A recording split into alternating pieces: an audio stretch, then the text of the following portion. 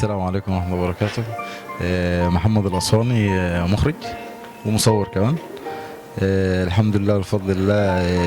اشتركت في مصر ضد بكرة المهرجان.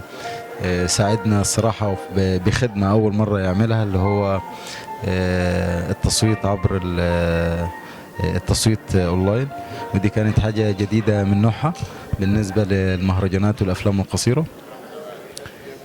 اشتركت بفيلم جريدي. جريدي ده هو عبارة عن مركب صغيرة بيعملها الأطفال في القرى النوبية في أسوان. بيعملوها من الصفيح ومن الحاجات اللي هي يعني ملهاش لازمة. الحقيقة الموضوع شيق جدا، لأنه هو عبارة عن تراث وفلكلور شعبي تورثوه الأطفال دول من الأجداد ومن الآباء.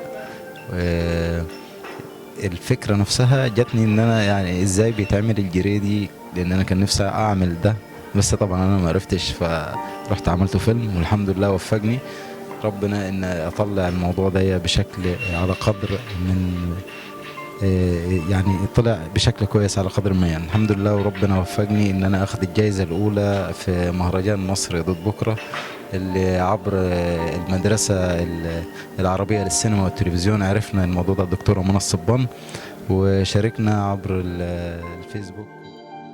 واحسن فيلم مهندس محمد، اتفضل.